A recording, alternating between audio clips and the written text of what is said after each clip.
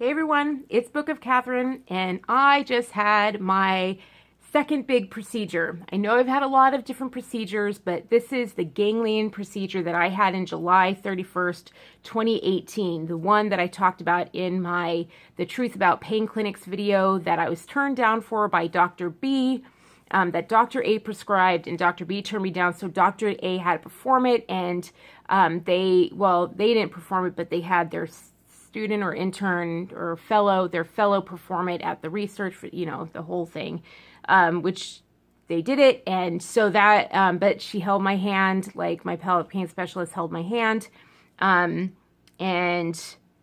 talked me through it. And that was really great. And so it's over, it's all done. And I'm able to sit here and talk to you. I take that as a good sign. So I was like, I better take advantage of it and talk to you about it now, because I know you want to hear about it, and I know I want to give you an update. So we're going to do it. I've already tried filming once and I got all tangled up into all this stuff. So I'm like, try it again. So, okay. So there is going to be a little bit of a warning in this one. So as I give you this procedure update, that happened today, stuff happened afterwards that made me think that I might not be able to film it again in the next couple of days, which is why I wanted to take advantage of it now. So I may be a little, wonky going through it. Just a little tired in the head, but I really want to do it because I know I might not be able to do it in the next couple of days. And the reason that is because of what I'm going to tell you about next. And this is kind of like a warning. So, for any of you men or women who can't handle, who won't be able to handle me talking about,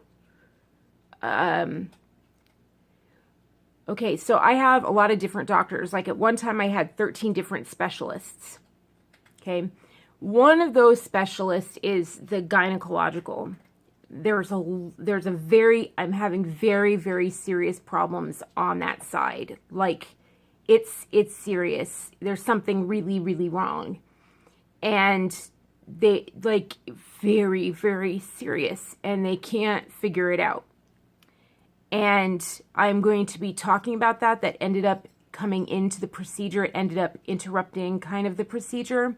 So I'm going to be talking about that. And if you can't handle that, like me talking about days and just that's like that kind of part of my chart, then this isn't the video for you. I just go ahead and skip on and watch another video of mine or whatever. I totally get it. I get it. Though I do, if you think you can maybe do it, I do encourage you to do it, because there was a time where we could handle it. It's good for you to handle it.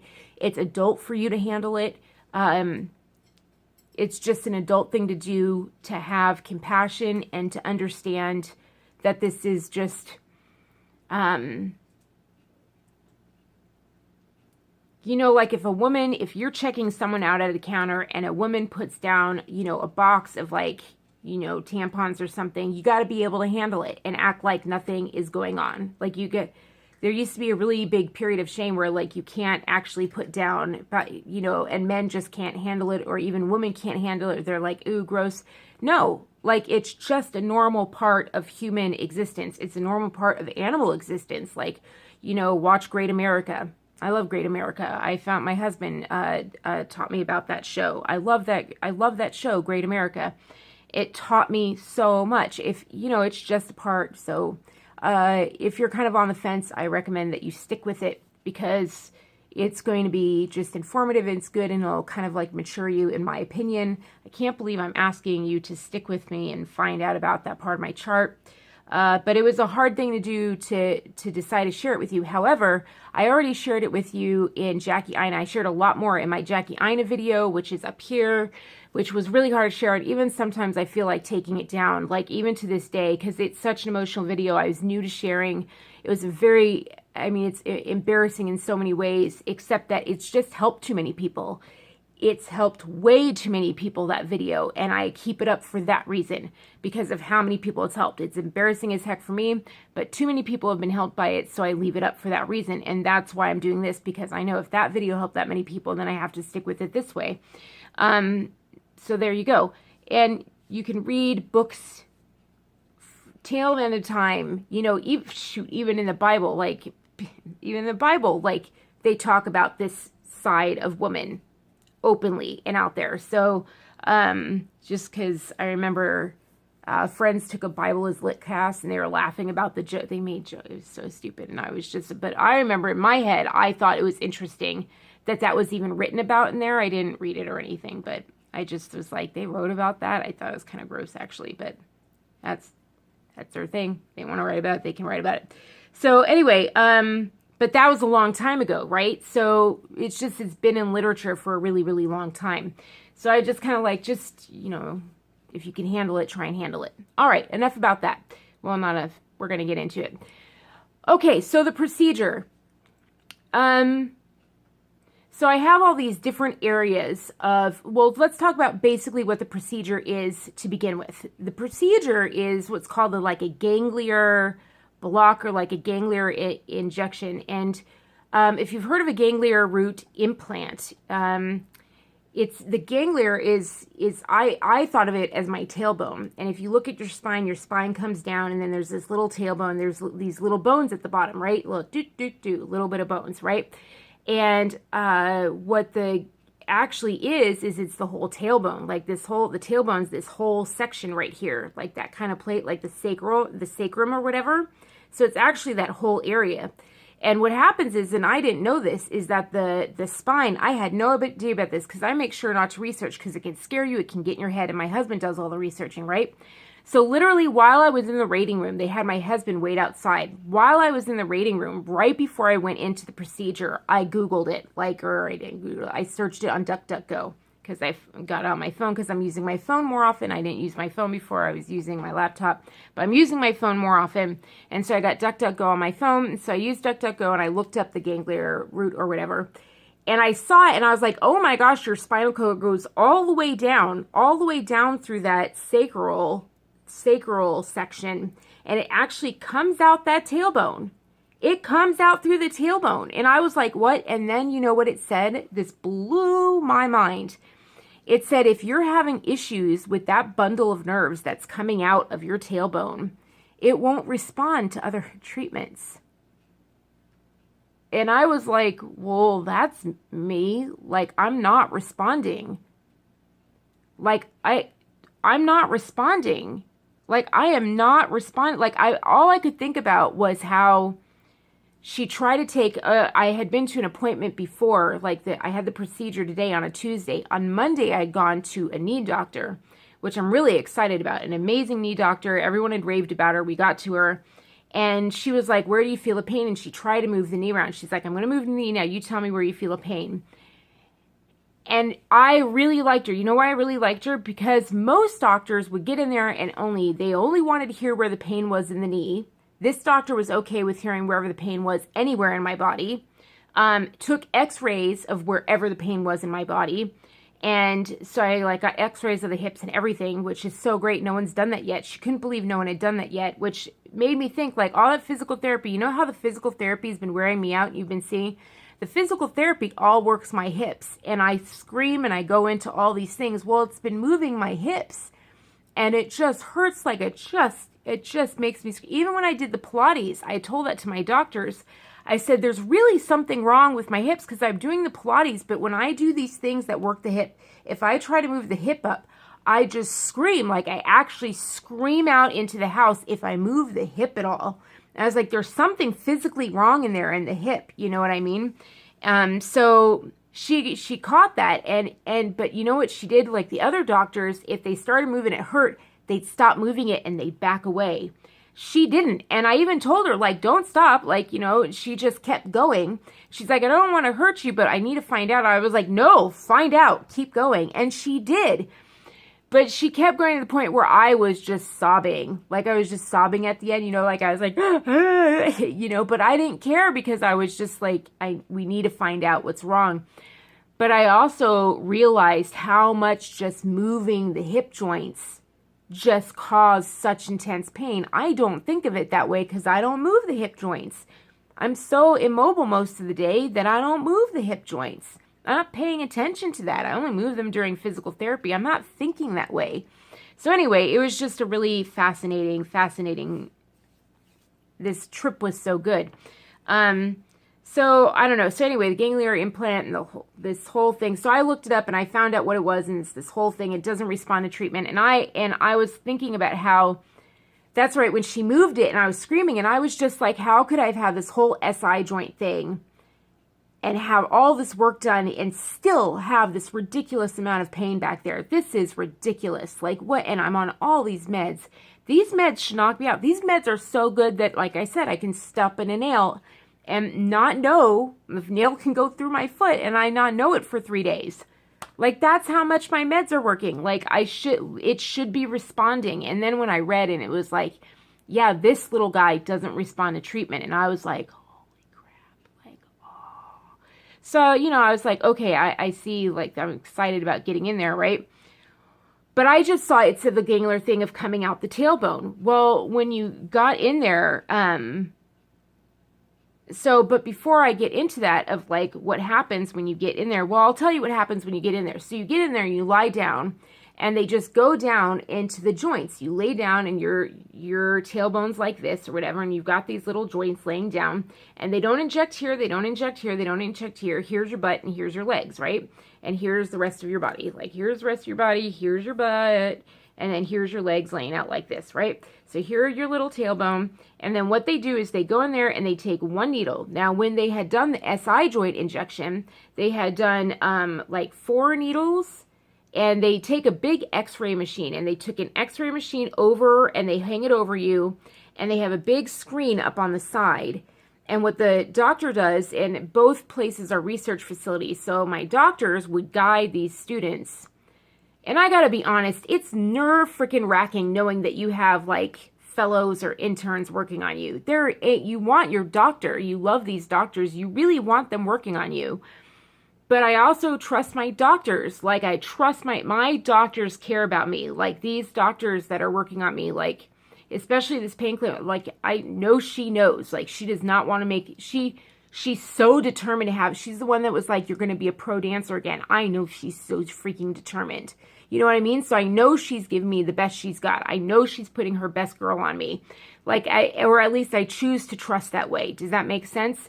But I don't think people know that when they go to the best hospitals there. They don't know that they're actually having people treating them. I don't think they know that. And it kind of screws with your head. So I just really try to relax. And then they go in there, and what they do is they look at the x-ray, and then x-ray tells them where the needle is. And they're like, x-ray, x-ray. And so my doctor was just like, all right, now guide the needle here. All right, now you're hitting a bone. Okay, so you're going to have to curve. I think there's a bone there. And you curve around. Okay, get in there. And she's like, all right, so her body's actually built this way, so you need to be careful about that. And her body's built this way. And all these things, and so be careful about these things. And then they go into the spinal cord. I hope you guys aren't getting creeped out. So hang in there with me, because this is good to know for procedures that these things are available. So what they do is then they get the needle into your spinal cord. And then what they do is they inject it with dye. And what happened was I could feel, now I'm very sensitive. I'm a dancer and I'm in a dancer's body. So I am extremely sensitive. And I immediately felt the dye flow up to this mid part of my spine, right at your waistline. Like it goes boom, right there. And I just felt it shoot, boom, right up. And I had not been able to sit the whole time I was there. And they asked, like, where's your pain? Now, I hadn't been researching online, so I didn't know this is where it treated. And I was just like, here to here, here to here, here to here. And they're like, what level is it? I was like 7, because it was like I was still able to talk. Like, really get that comparative pain scale. Really get that comparative pain. For those of us who are like out of our minds in pain, it's hard to answer a chart when you're over like a 5 every day. Get that comparative pain scale chart to give a doctor an accurate thing. Comparative pain scale charts help you, because I can look at that thing and what it tells you is what number you are based on your physical attributes. And like a 7 is when it's an intense pain, but whether or not it's screwing with your mental facilities. And so I knew it was a 7 because I wasn't able to finish sentences. So I knew it was dominating my senses to the point where I wasn't able to complete sentences. I was having trouble finishing full sentences. So like I know right now I'm above a 6 because I'm having trouble getting fully there, but I'm not at a 7 because I am able to fully talk to you. Does that make sense? Like right now it's like intense, but it's not like, but it is to the point where I am really struggling to actually give you clear sentences. That's why I said I'm going to be a little bit groggy, if that makes sense, because I know where I am on the comparative pain scale. So it gives you where you are on the pain chart of how you're doing physically. It's like, are you impaired doing daily tasks? How much are you impaired doing daily tasks because of the pain? Is it like a migraine? All these things. And you can give your doctors much, much better information that way, especially for people who are abused as kids. If you were abused, especially if you lived in an alcoholic system or a dry alcoholic system, or if you were emotionally abused, and a lot of us were abused. We were society tells us that, we're gifted kids. Society doesn't acknowledge it. Comedians go out and say, oh, toughen up, or haha, you had a great household if you were like seriously abused, right, as a kid. And so what happens is we all think we're tough or whatever. We all think we're amazing. But what happens is we don't actually acknowledge our pain. We always brush it off. And so those people who brush it off and say, oh, I'm okay, and like they have their arm hanging off, they're really bad at reading their pain. They suck at reading their pain. They need the comparative pain scale more than all. Even today, I'm sitting there on the table, and this is why I want to talk about my gynecological chart, is that she was sitting there holding my hand, and she's like, how's the pain today? And I was like, it's all right. It's all right. Like, it's all right. And I was talking to my husband later, and I was like, I was like, it's a solid 7. It's a solid 7. And I realized, like, pain doctors want it to be at like a 3 or a 0. To me, a 7's great, because it meant I was able to stand. I'm like, I was able to physically stand up. I'm like, 7's great for me. I'm able to talk to you. Like, I'm like, 7's fantastic. So your perception of like what's good on a pain scale. So what happens is you go to a doctor, if you don't know the comparative pain scale and they say, how's your pain today? You'll be like 4, because to you, it's not that bad. And then you get so it's really important for those of us who are like tough birds, especially athletes. You really need to know that comparative pain scale, or anyone abused and stuff like that. So abusive households and stuff. Just read the comparative pain scale. Go ahead and get it. I'll try and link it below if I remember it. All right, so moving on. So yeah, so they go ahead and then they inject the dye. It runs right up, and I felt it run right up or whatever. And then after they inject the dye, then they inject this mix of steroid and lidocaine, like a numbing agent and lidocaine, just like they did in my SI joint. What they did in my SI joints is they did like 4 needles on both sides using an x-ray as well. And the SI joint's really tough to get into, but apparently this one's even harder. But the SI joint was really tough but they have to get into it like 4 times or twice on each side or something. It's a lot more work. It's a lot longer procedure. And they use an x-ray as well. But this hospital had even better equipment, so it was really great. And they go in there, and what I did with those injections, is they did steroid first to see how it worked. And if I did really well, then they tried steroid and lidocaine, and then they just tried lidocaine. And then if I did really well with that, then they worked to ablation. Does that make sense? It was a really, really great treatment plan. And so here we are. And so now we've moved on to this ganglion of the tailbone and seeing how that's working and stuff. And I think I just had a lot of nerve damage. Like, I just really got the hips crushed. And I think it's because I had 2 accidents that just crushed me. Like, I had 2 really serious car accidents. I was thinking back, like, why am I this bad? And my husband said, that first bad car accident where we rolled like 11 times, 8, 9, I can't remember. I think I block it. We rolled numerous times. We rolled this way and we rolled this way. And my side of the car was completely sandwiched, and the steering wheel was folded over. Like, they took a picture of the steering wheel and it's folded in half. And none of the EMTs thought I should be alive. They didn't understand it. But my husband said I wasn't walking after that accident. He said I couldn't walk. They had to carry me out. And I didn't know that. I forgot that completely. Like, I can't really remember what happened after that accident. I do know, like, I was hit in the spine with some hard objects. And I've been thinking about it, but all these accidents, like, they're massive trauma to the spine. Every single thing, like, I know in that accident, my spine snapped and something hit here. And I'm like, yeah, like, like, maybe nothing, my spine didn't shatter, but I got hit like in all 4 sections of my spine and stuff like that. So I can see why there would be a lot of nerve damage. And the hips and everything, and you add that on to all the dancing that I did, you add that on to all the dancing that I did, and then all the traveling that I did. That traveling's hard on the body, lots of sitting, 2,200 miles a week. You can't fly. When the kind of traveling I was doing, you can't fly. I was sitting. And my doctor told me sitting in the car that much is not good on your body. It really fuses the hips, he said. So that's part of it. Anyway, he was like, man, that's just bad on the SI. And I didn't know that. Like, even now, I can't sit low anymore. I have to get a car where I sit up higher. It's very interesting.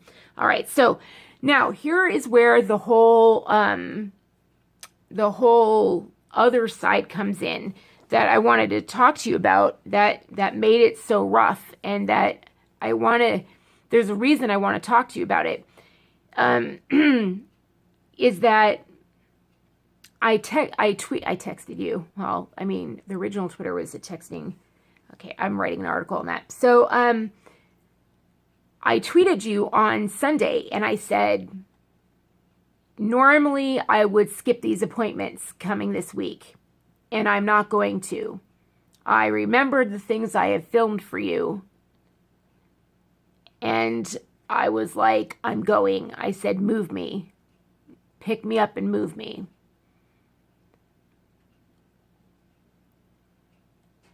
And that's what I want to talk to you about. The gift of these videos.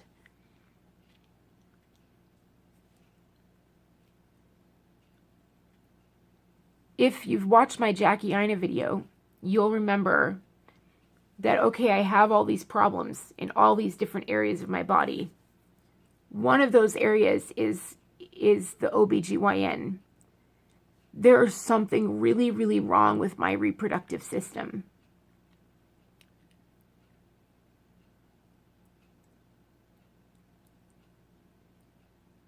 And I'll give you an example. Well, when the cycle comes, and maybe it's not. I mean, not only does the cycle come in the area where the hips are bad, the SI joint is so bad, and the ganglion is so bad, not only in this place where these injuries are so bad, but they think that I might have endometriosis or something. They can't figure it out. They found like cysts and all these things in there. And they started talking a hysterectomy for me. But I'll go for like 6 to 8 months with like no cycle whatsoever. But I'll have these huge hormonal fluxes. And then I'll go for things where I will just cycle for a month of just nonstop. I mean, this is trigger, I'm sorry, but nonstop hemorrhaging. And the thing is when it comes, I swell up. I swell up. My whole body just swells up. And it's right in this area where I'm already having all of these problems. And so we couldn't delineate it before. Like, we were just like, something's wrong. Like, something's so wrong. It was so much, the body was just so inflamed. I was so white and puffy. But I was cycling so much all the time. We could never figure out, what part it played. And then they started talking hysterectomy. And that's when we went to the acupuncturist. And they gave us this treatment, and it stopped the cycling. It stopped it cold. It stopped it cold. And when they stopped it cold is when we started doing procedures on my body. And it just gave me a shot at life. Like, this last year, like, I started filming right as I was doing acupuncture, right as I stopped. So, like, for most of this year, you haven't seen me with the site. Like, you really haven't seen me. Like, when I say, like, I can't film, I can't do anything, I'm really having bad, it's usually because I'm cycling. Usually because something is wrong. because I can handle, like with the procedures, it's made it so much better where I can handle, I can at least write. But you add on this thing on top that just blows everything up, and it's over. It's over. It's over. It's over. Because it's, God, I don't want to get too detailed, but something's really wrong. And they've tried everything. God, they've tried everything. And that I know I've had the best doctors, I think. But my insiders have tried. They've really tried to get me the best. So I think I have. And then the acupuncture helped. But all of a sudden lately, like out of nowhere, it's just started again. And it was almost like some hand just lifted it off to get me ready for PT. And then like the moment PT came, like it just started again. Like it was like somebody, like maybe you guys were praying for me or something. Because I was like, oh, right, this is what life was like before. Oh, God. Because you see in all my charts of all the different things, I have these big red things on every time I have an episode of these things. So what's been happening is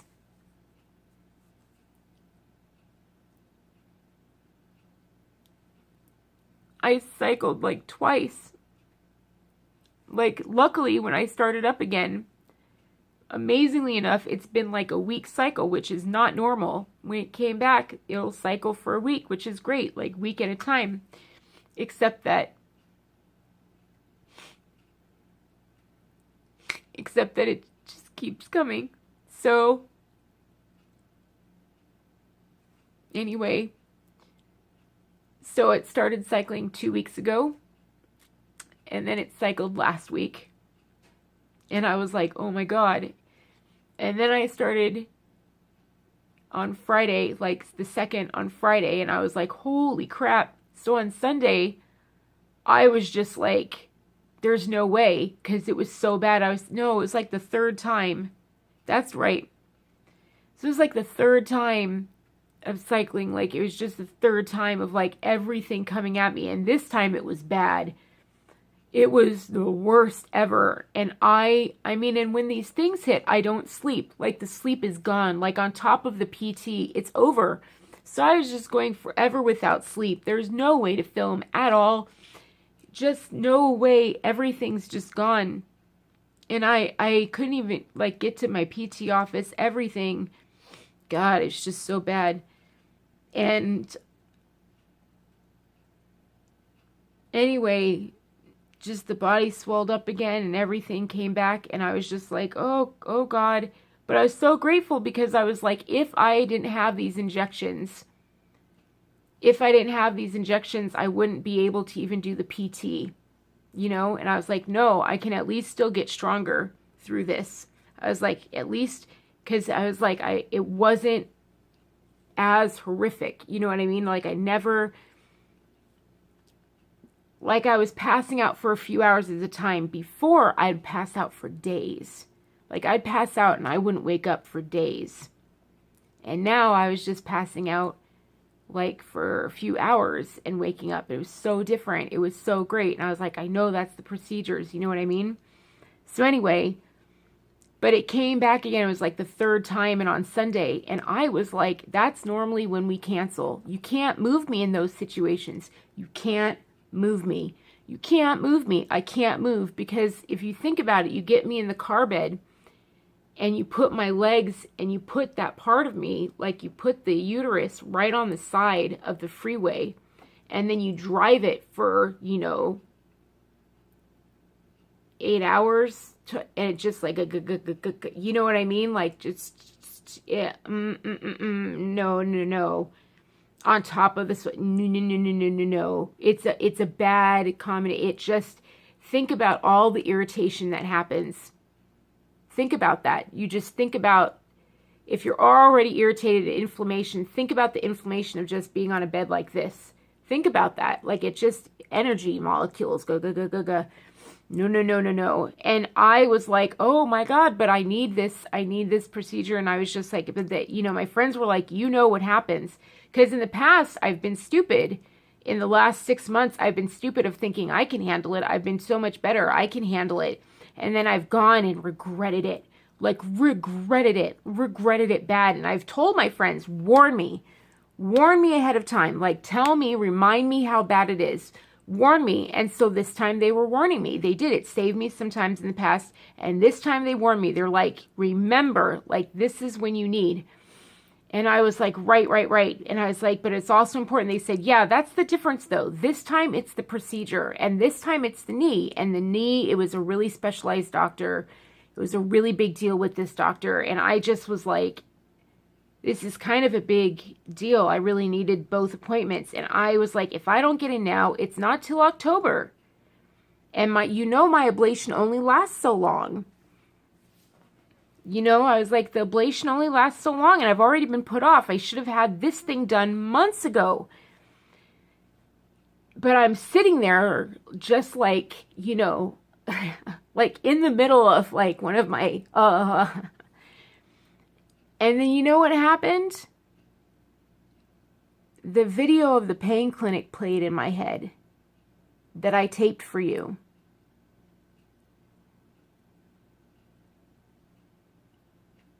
Of me just like pounding the table.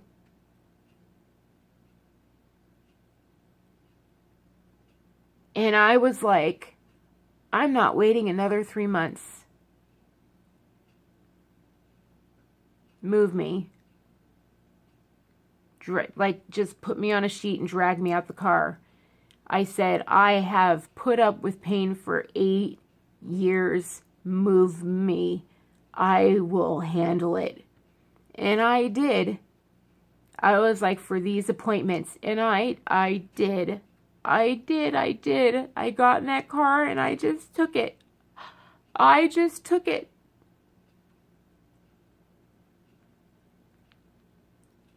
But what I didn't know is that I was cycling again for the 4th time. So when I got to the office again, like it woke me up early this morning so bad. And that's exactly what hurts when I cycle, that tailbone, that sacrum to tailbone. And it woke me up early. Remember I said it's like a poker? That's when it really burns. And I remember shooting up this morning. You saw me tweeting so early, like I was like up. I was just like, and that woke me up and nothing else hurt on my body. Like I felt like we were so close. Nothing else hurt except for this one plate. I was like, it's like a pedal and it just burns. And it's just, I can't get rid of it no matter how much I move my legs. And I was like, but they kept saying tailbone. I was like, but the tailbone's just down here. I need the whole thing. I didn't know that when they shoot up, it would take care of the whole thing. I was just like, this is awful. And so we get to the office and I can't even sit down by the time we get there. And they have to send my husband away. And so the whole time I'm waiting there, which is quite a long time, it was late, like it was 1 o'clock, and I don't think they took me till 2 o'clock, which means like I'm not taking any of my meds for that whole time. Like I'm not able to do, hey, everything's in the car. And I'm just like, okay, well, like I'm just stuck out here without because my husband kind of regulates everything and he wasn't there. I don't know what to take. I don't ever do anything without him. He knows exactly what I'm on, when I'm on, and everything like that. So he was gone, and I was just sitting there, and I just sat there with the walker, and I just stood because I could not sit in the chair, even when they took all my intake, and I just couldn't even sit, which you guys know is the problem. Like, I can't sit. I can't sit. I can stand, and I can lay down, but I can't frit sit. Like, right now, it hurts like hell to sit. Hurts like hell to sit. And it's better, but it still hurts like heck to sit, and I'll tell you why that is. And so they were asking like what hurts, and I was like, this hurts, but I didn't understand that. But to me, it was still so much better because of the SI joint. I was just like, so I was kind of like, whatever. And had I known, like, had I remembered, you block it out of survival. Had I remembered that I had pushed it. I was riding so high on this amazing doctor's appointment I had had the day before, because I just felt like I'd landed safely. She was so good, and she was so holistic, and I know she's going to take care of my spine, and I've needed a spine doctor, and she's going to be able to take care of my spine. And I know we're done. Like, I just know, like, I have my 2 doctors. I know I'm set now. And it was just, I remember I slept the whole time back, and just like it was over. Like, I just felt like I'm set now. It was so, it changed, my whole head felt different, like, after her. And so I kind of forgot that, like, I had pushed my body so hard to get there. So I wasn't thinking any of that. But when they did that in thing, my whole body, like, right off the table. And I don't think they were ready for it, for me to leap off the table. Like, they weren't ready for it. But you know what I said? And they were like, "Oh my God, are you okay?" And you know what I said? I said, "Do it." I said, "Do it. Keep going. Don't stop." And they were kind of like, "Oh, okay." Like, I was just like, "Don't you dare. Like, keep going. That's what we're here for. That's what we're here for. Keep going." Like, I gripped that table and I was like, "Do it." And I think my body instinctively knew it's going to be bad. Just keep going. But then once they took me out, I collapsed. Like, she's like, "Here's the chair." And I said, "Can I take the bed?" And she's like, "Yeah." And I just tanked. Like, I remember I dove head first. Like, my face just plummeted, like, and she's like, "I'll go get your husband." And I was like, "Uh-huh." And I just, like, started crying. And my husband just was like, he had that look on his face where I was like, "Uh-oh, I must look really bad." He thought he thought they had really hurt me, and I must have looked really bad. And I think it was just the pain, like whatever had been done. And I found out when I got home, I had started cycling again, like again. And I hadn't known that. I thought I had, like, wrapped up on Sunday or Monday or whatever. I thought I was done, and I didn't know that this morning meant I was going again. Which means today was the worst day. Like, the worst day to do it.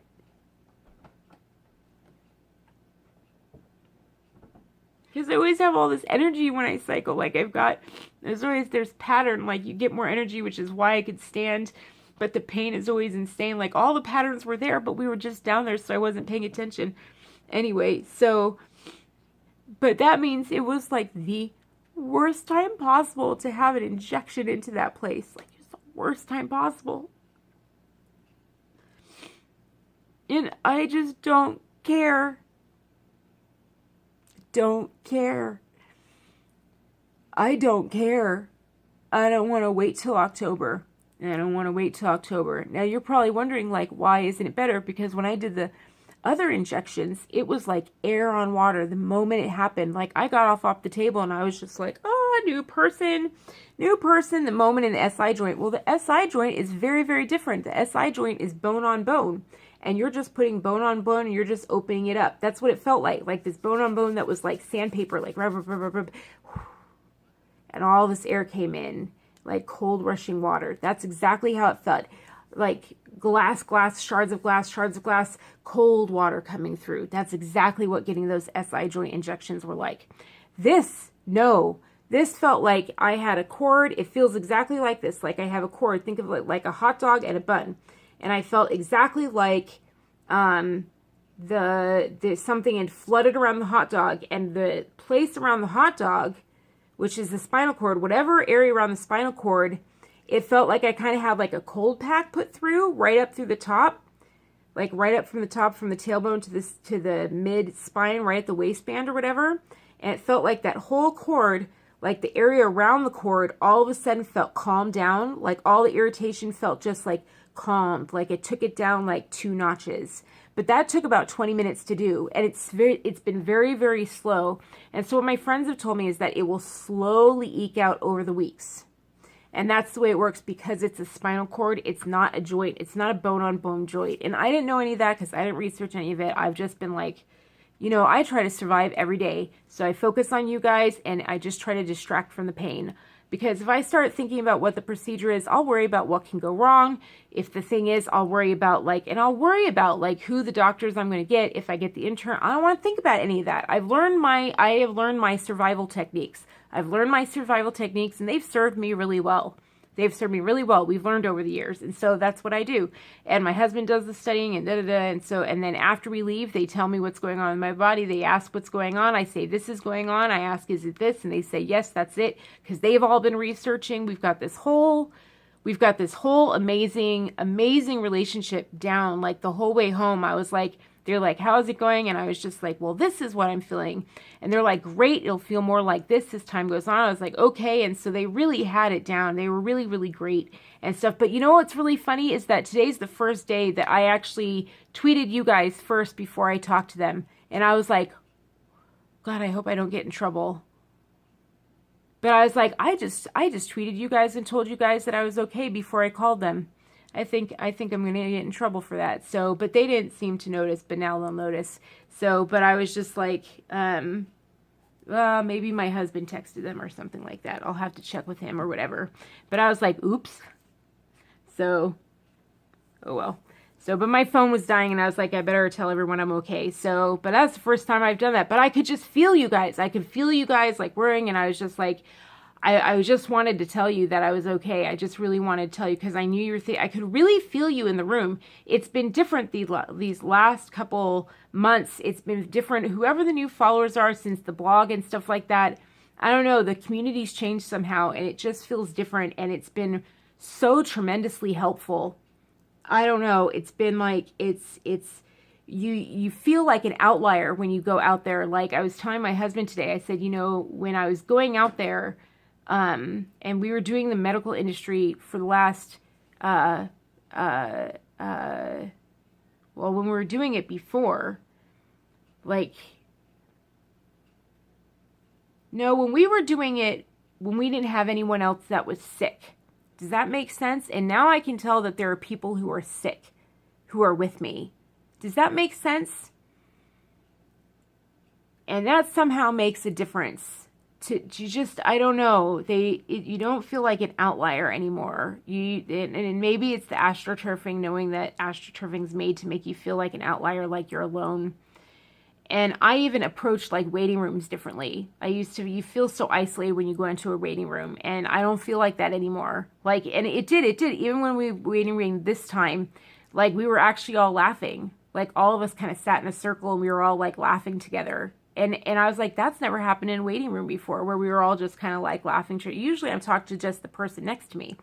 But this time the group, like we had an actual group camaraderie going in both waiting rooms. And that's not normal. That's a new thing that's happening. I told my husband when we left the hospital today, I was like, something's changing. Something's really, really changing. And I like it. It's a really big shift. Whereas everyone used to be back in their corners. And it's a really good thing. And I don't know, but I can just feel you guys out there, and I can't thank you guys enough for that. But, yeah, maybe you guys were the ones that had something to do with putting off this cycling long enough for me to get out of the cycle of violence against my body. You know what I mean? Because it's like violence against my body. It really, really is. And just that layer it debilitates me so much. It makes it impossible. And once it's off, I have a fighting chance. But once you put it on, it stands no chance. And I remember when I used to have an in-home PT lady, I remember it really worried her. Like it really scared her. Like it really, really scared her and stuff like that. So, I'm going to have to get we have a new appointment with another specialist and stuff like that. And we'll try and figure it out and see. I mean, the cycles aren't as bad. As they used to be. Like definitely the acupuncture they're not as bad. It used to be like in the Jackie Ina video, it used to be, okay, like just pause, mute it for a little bit. Mute it for like the next 15 seconds. But it used to be like, cups of like I can't say it. Oh well. It wasn't what was supposed to be. It wasn't what was supposed to be. It wasn't the right thing. You know what I mean? Like, it was the wrong thing. And so that's not happening anymore, and that's a good thing. So but just it still is hitting the body so hard. And so yeah, I'm just grateful that it's less, but it still just knocks me on my...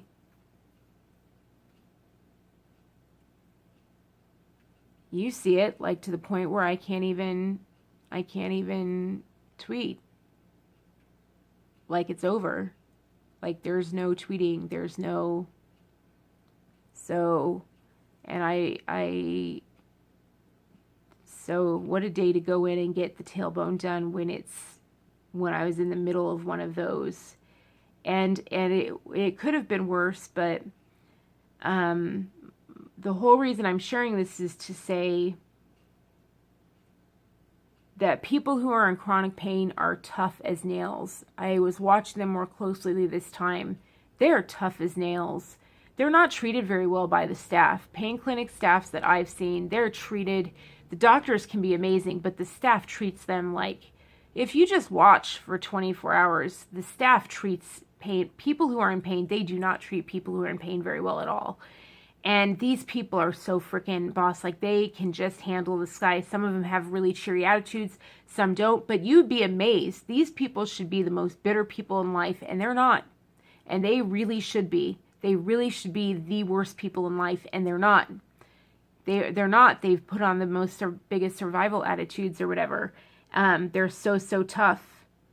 They're incredibly tough, and but they're worn out. Like, they're worn. You can see it. You can see that wear out that I've been talking about.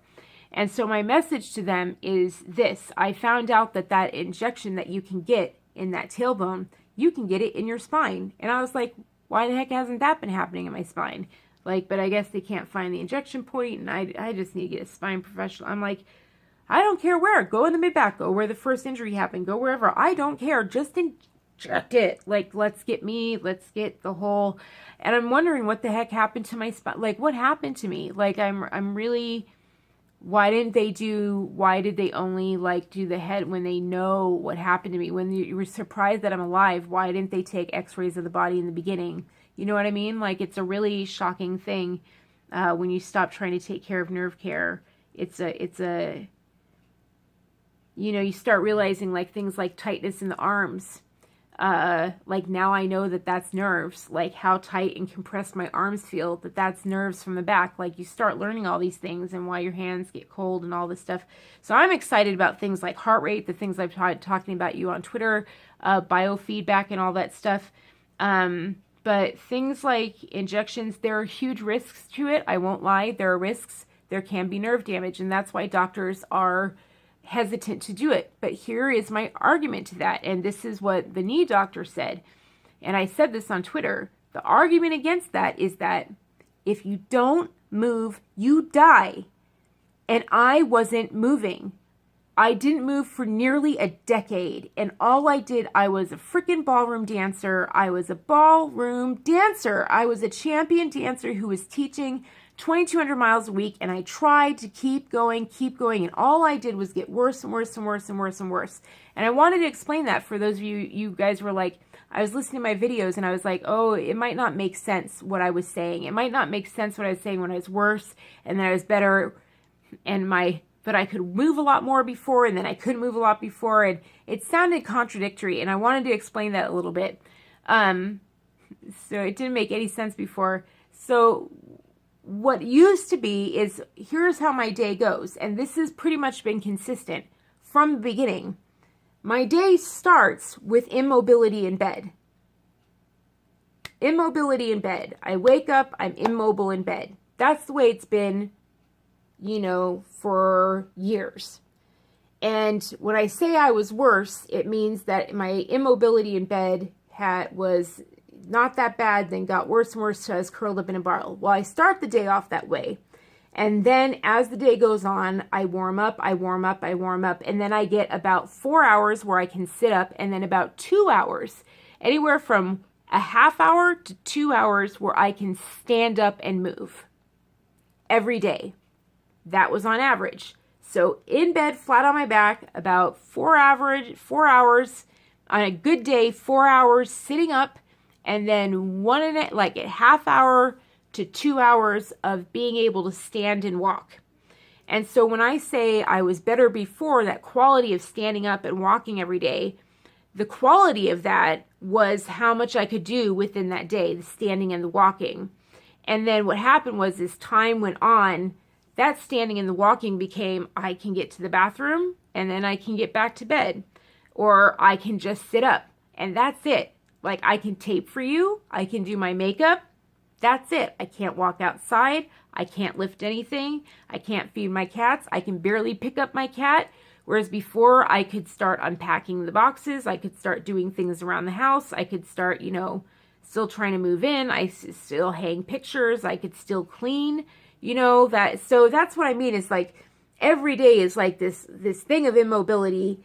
This always starts with immobility, and then this whole long day of trying to get mobile, and then this little itty bitty part of being mobile, and then this horrible thing of on top of it of, oh my gosh, when these cycles happen, then no mobility ever.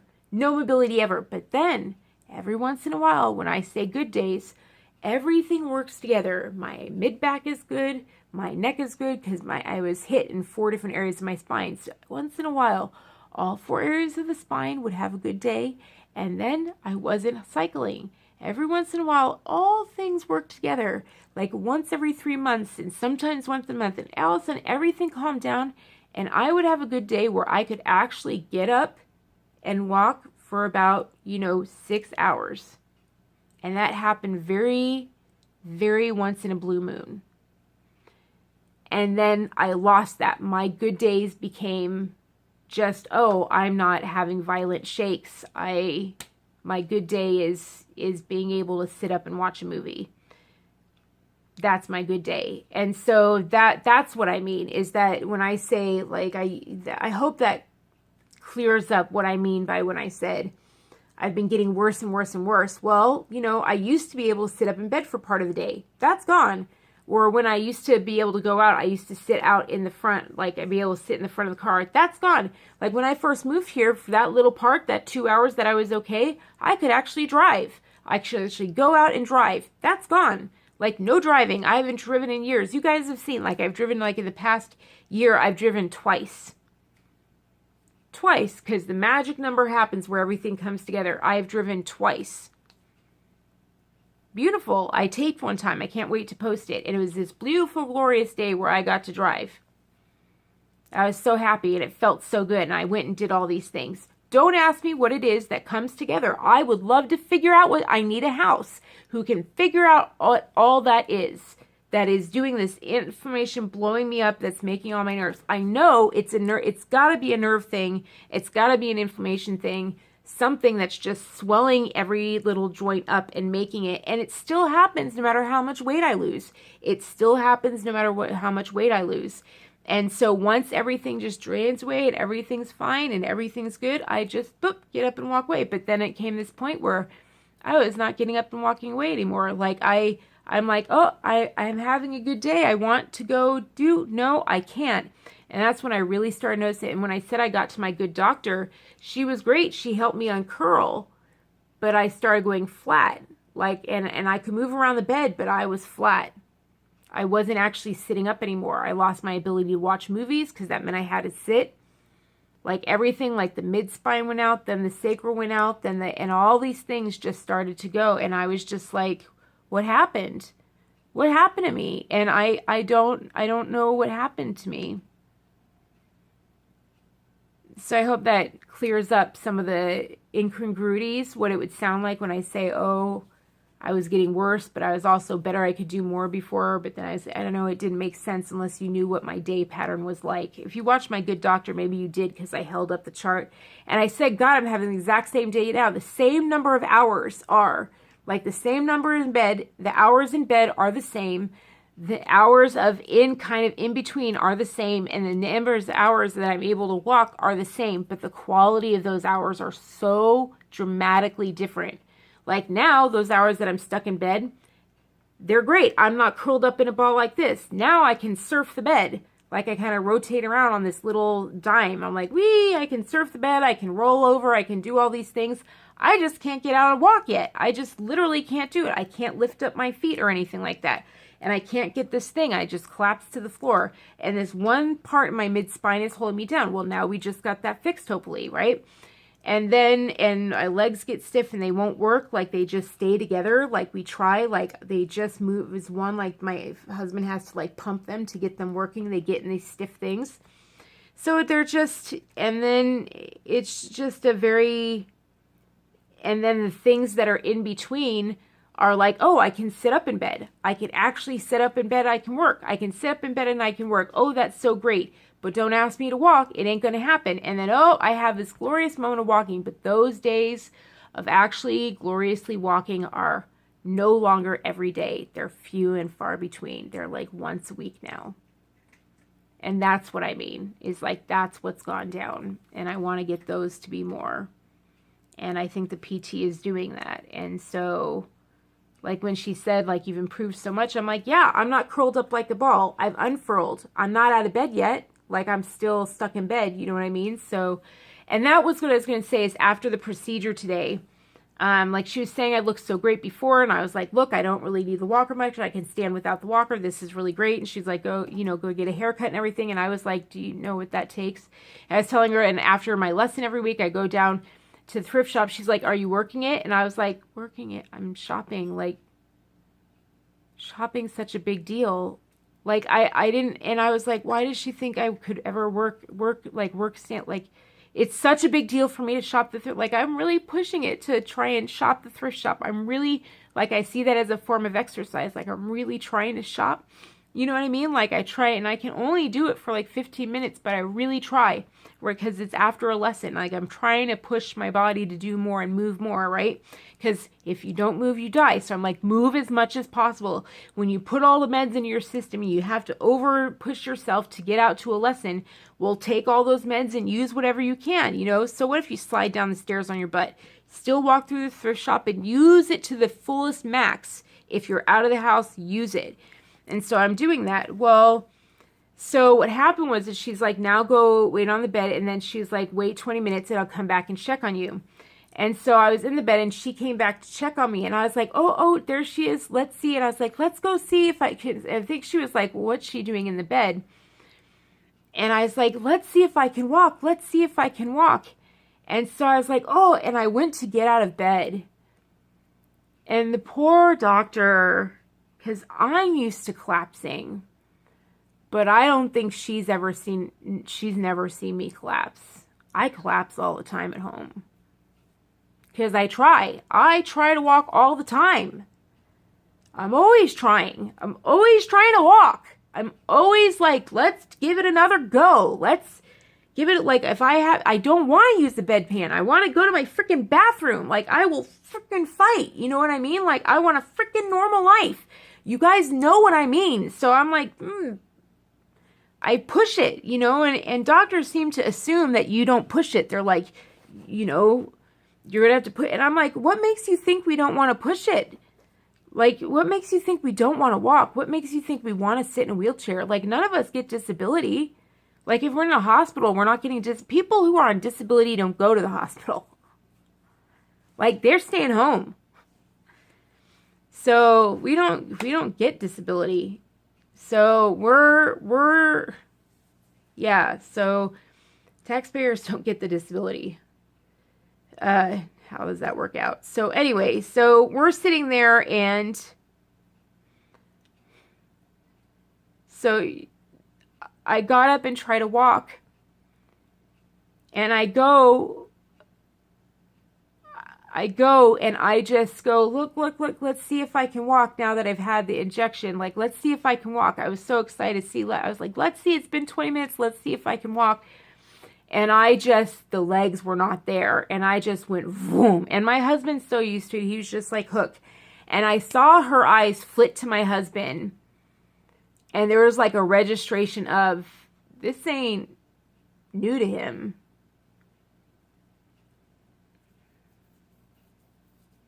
And I actually had to like go, and I tried again, you know what I mean? And it just, my legs almost slid out, and the nurse came running. And I just remember my poor doctor just had this look. I've never seen that look on her face. And I think they see us at our best. They just see us at our best. Even you guys see me at my best. And I've considered like taking video of when I'm at my worst and showing it. And because I saw a video of a girl, like she was doing an interview and she went into like one of her seizures. And I remember it was really good for me to see that. But it's also, I'm like, I just can't. I can't do it. Like, I do have some film and I can't do it. Like, this is the most I can do is share. And I think you guys get that. Because it stays with you. I don't want that to be my identity. I want this to be my identity. I want to work towards this. I want this to be me. And I want to work towards health.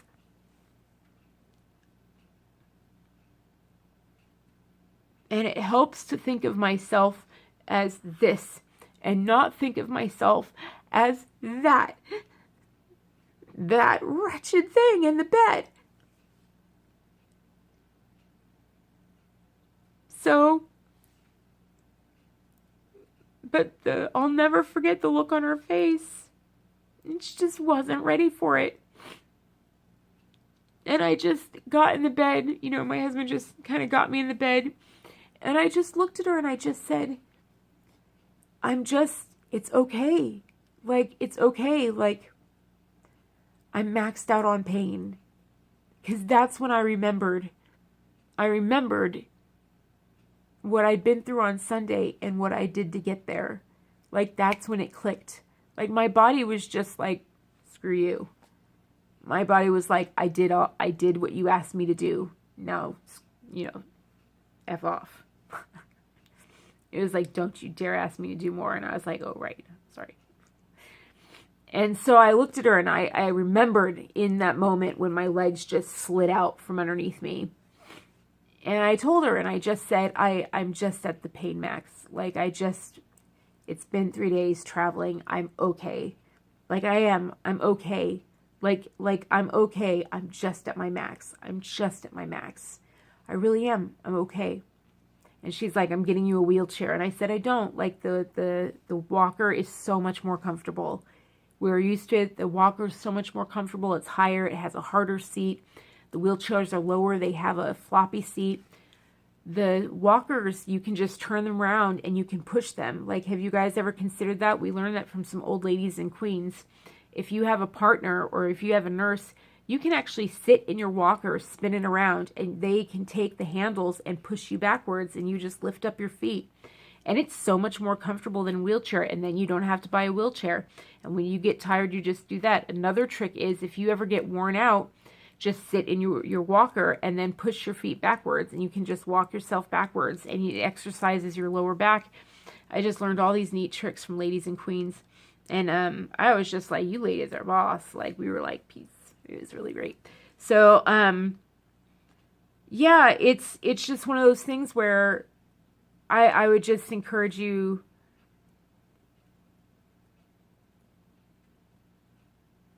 to fight for it when it's something this big.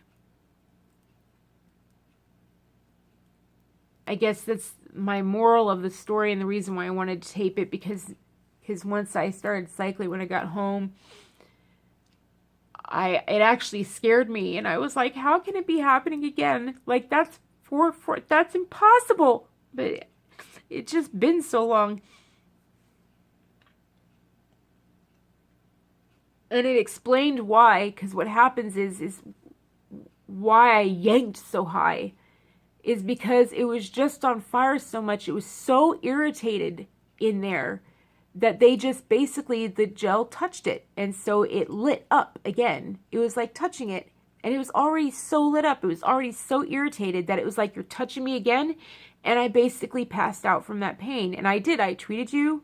I talked to my friends. And I passed out. I passed out for the whole ride home. I was gone. I was just gone to the world. And I was really gone. I think I got sunburned or something on my face. I was just gone. And that's okay. And my body was just like, you asked the most, you know, and it came back to me what I had gone through. And then I got home and I was like, oh boy. So I know I'm going to be cycling through these next few days, and I don't know what that's going to look like. But I know the recovery is not going to be easy because I pushed it into this. Like even now, like it really, really hurts. And I know it wouldn't have been that way if I had waited till October, because the chances of it overlapping are like, what the heck, you know? But you can handle it. You can handle it. You can handle it. You can handle it. Because I remember feeling that yank and I was just like, I've had worse. I remember thinking that. That's why I said keep going, because I was like, I've had worse. This ain't nothing. Like this is just, this used to be the pain that my entire legs through torso felt. And I'm lucky enough not to have it in my legs anymore. Like my feet used to feel this way. Like I feel lucky enough to have, like the SI used to feel this way. You know, the mid back, I'm like, things have been, no, like things have dramatically improved. Like it's still really bad. It's still really bad. I'm not passing out for 3 days in a row though. Like I'm passing out for a few hours in a row. Yes, I'm screaming through the night or whatever, but it's going down. I'm going in an upward direction, and that's a good thing. But the point is that like when I got home and I saw that I was cycling again, I was just like, wow, like that is how much I handled it. Like I had forgotten. I think it was a survival technique that I had forgotten it. And I even when I was tweeting you tonight, I had forgotten it as well. Like I was forgetting. I was just like, do. I didn't know until we went to bed, and I was like, oh my God, what have I done? What did I do? I would have been scared to heck of going in there if I had known. And I should have known. I think I was suspending all reality or whatever. And my friends probably did, and they just didn't tell me. I would have freaked out. But that's the whole point. That's why we're doing this, right?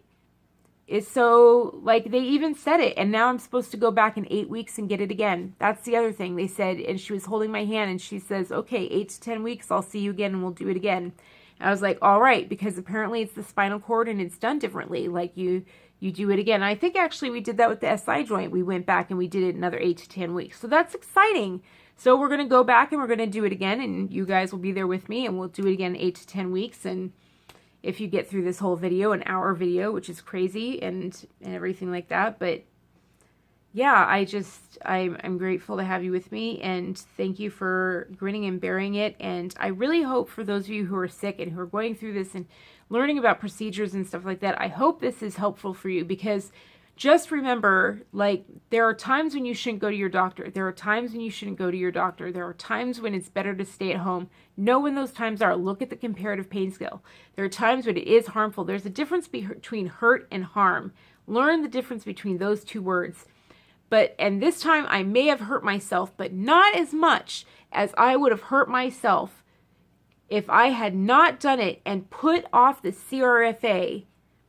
The CRFA would have healed up. Does that make sense? Like, it would have healed up. Like, I hurt myself to be this inflamed and actually have the procedure done now. But the CRFA would have healed up. I only had a year on it, and the clock would have been out. I would have been 3/4 of the way through it. Can't do that. I need it as soon as possible. And I made that thing, and I encourage you to do the same thing, because if you go through pain, you're a Marine. You're a Marine, and you can handle it. You are a freaking boss. You are like, this kind of pain, it is no different. It is no different than SEAL training. You can just, you know what I mean? It's like walking through coals, and you didn't select it. You didn't select it, but you're dealing with it. And they're not, you know, and that's the other thing, is that I was trying to figure out, like, why am I getting worse? Like, why am I getting worse? Why am I crumpling up like this? Why am I getting all crumpled up and stuff like that? And why am I losing all this mobility? Like, how could I be getting worse? And if, like she said, my bones look good down here and stuff like this. And the only thing I can think of is that my doctor was trying to switch me out my meds. He's like, your meds wear off. And when I moved from California, he was trying to switch me off on my meds. And he said they're going to be wearing off. And when I got here, everyone here on the East Coast is so freaked out about meds that they were just like, we don't want to touch them. And so they haven't changed any of my meds for for the last 4 years. And so I have a feeling everything's kind of like worn off. And so I am just increasingly getting worse because it's as if I'm not on anything. That's not good. That is not a good situation, because when I was over there, when I left, he was cycling me through trying to see what I would react well to try and switch me over, because he's like, this is going to wear off for you. And he was like, if anyone needs something, you need something. And I am learning that. And so that's the thing, is if I don't have anything, I'm not mobile. But if I have something, I'm mobile. But this is a good procedures is the way to go, because he was really trying to figure me out. He was doing a lot of tests. He really wanted to know, and he was actually going to go in my spine right before we left. And so we just missed out on it. But we got here and we got into a mess, and we were out in the boondocks, and it's just the way it goes. It's, it is what it is. And maybe I'll do a video on one day on what I wish I had done differently, knowing what I know. What I wish I'd done differently, I will give you the one lesson before I go. Looking back, my husband and I were talking about it tonight. Looking back, I wish we had looked at that 45 symptoms on our chart and been like, this is the doctor we think we need. And then asked our primary to give us a referral to them. That's what we wish we'd done. I wish we'd done that. Like, wow, we really need a spine center. Can you give us a referral to a spine center? I really wish we'd done that. Maybe we weren't raised right. No, we weren't raised right. But even our friends didn't suggest. I mean, we were all. I was saying, we were talking about. We were just so snowed by the best doctors in the world. I mean, we were really under the best doctors in the world, not the ones I have now. Like, really, I'm really grateful for the ones I have now. I was even waiting for my doctor today, and I was just like twiddling my toes, and she was running late, and they were like, oh yeah, we're still waiting. And I was like, I like waiting for her. And they were like, what? And I was like, yeah, she's busy.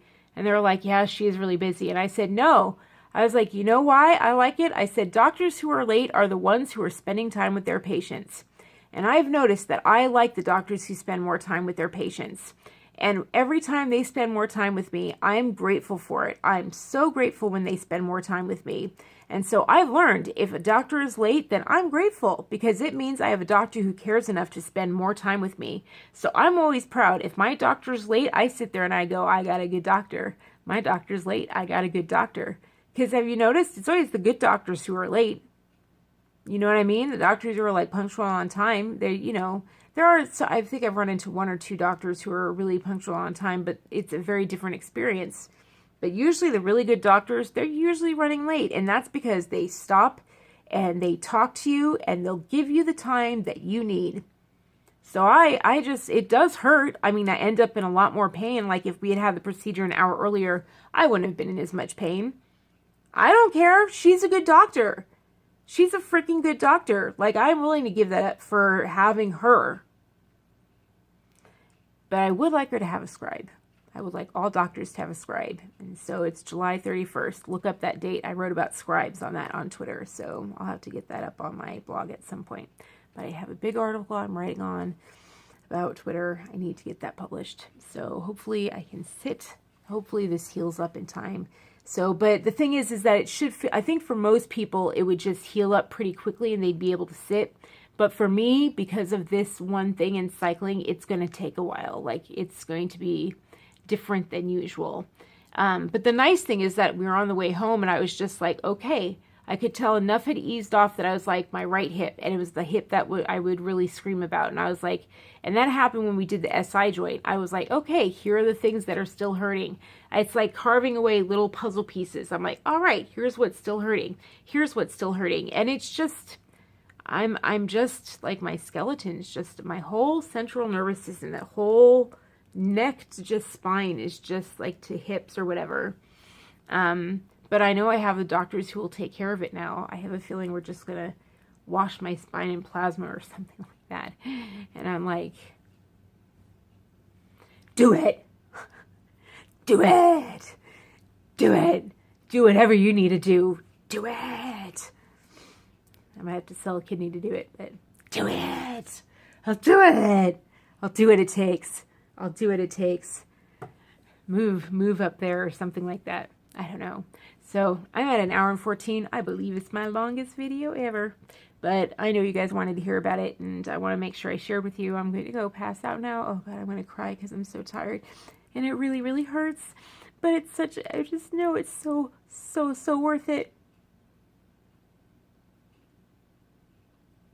It's so much better than it was going in. Do you know what I mean? Like, it's so much better than it was. And right now, it's just hurting from the injection. Like, I can feel exactly where the needle was. Like, that's going to heal up. I remember that from SI. Like, that's just a hole that needs to heal up. I feel like I have a price tag on my butt, like a little sticker there. So, anyway, I hope that helps you for those of you who are going to get a ganglion, whatever, injection. And then there are implants that actually will attach right to that root at the bottom and will actually do sensations and stuff like that. But if you are really hurting down there, yeah, it's really hard to treat. And I found that out. Like, normal treatments just don't affect it. You have to, like, go in there and do something. But it's dangerous, and all things that touch the spine that are dangerous. But if you're not moving, you die. Like, if you're not moving, you die. Things start to not work and you die. And your meds start to wear off. Like, you have to do something to keep you moving. You have to do something to keep you moving. And I wasn't moving. That's not a life. That's jail. And I'm like, and I just said that. I was like, it's worth the risk. What's going to happen? I lose more motion? That's my life now. That's my life now. Like, that's just the way it is. They used to do much more dramatic spine injuries. You know, that's the thing. I could just tell that's the pharmaceutical companies being like, oh, there are risks. Oh, there are risks. And I'm just like, leave that up to the patient. Let the patient decide if they want to take that risk. Like, think about that. Because you don't have to live their life. You don't have to live their life. I want you guys to really think about the life I led before this life. I want you to really think about the life I led before this life. You think about how bright and how cheerful I am. I want you to think about that, about how many friends I had out there, because I don't have, you know what I mean? Like, I have insiders now, but they're the ones I get to stay in contact through, you know, through texting and Skype and everything like that. But when I was traveling, like, just massive companies and communities and all different sorts of things, and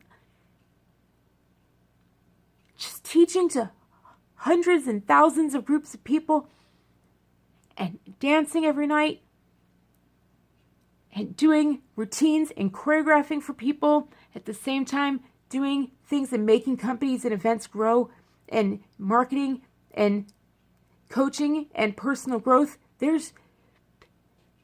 And seeing the beach, and going on road trips and traveling and seeing Alaska and seeing France and seeing New Zealand? And you want to talk to me about a risk?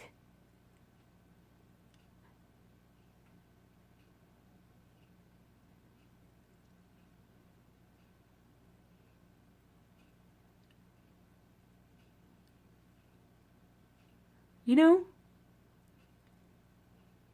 Like, I feel like doctors should try it. Like, try being trapped in a bed for just 24 hours and not able to take a shower, or maybe just a week, not able to take a shower. You know, try and having to bathe yourselves with the wipe. Like, find out what that's like. Or having to shower your hair with that stuff, you know, the stuff you have to put through your hair. Find out what that's like. Lose the sensation of hot water. Do you know what we would do to find out what hot water feels like again?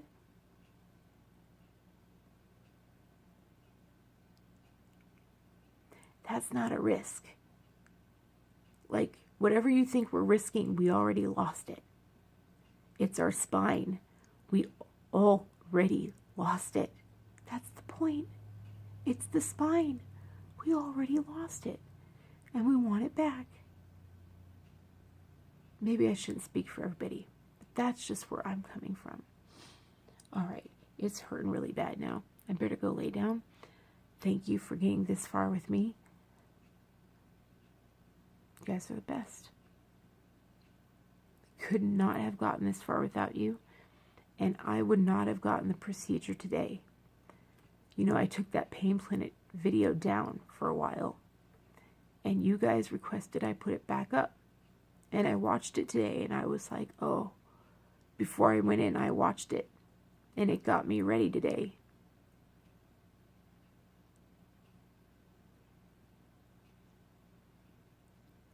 And it got me there today. And that's because of you guys making sure I put it back up and believing in it.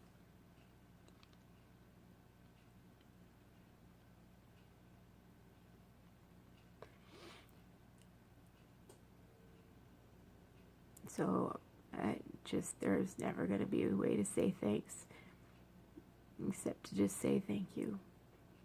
And that I love you. And that I wish the best for you. Peace out, guys. I'll talk to you soon. I have to go back to PT. I've been taking a break from PT in order to get there. Like when she saw me, I looked so much more rested than I did in my earlier video. And I was like, oh, right. She thinks I'm doing well because I haven't been doing PT to get down here. Like I stopped PT for a few days to get down here. I'm going to have to go back to it tomorrow. It's going to hurt so bad, but I got to do it.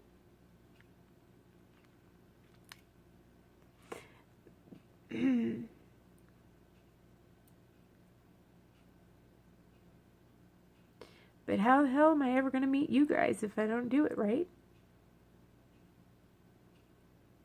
Peace out. Bye.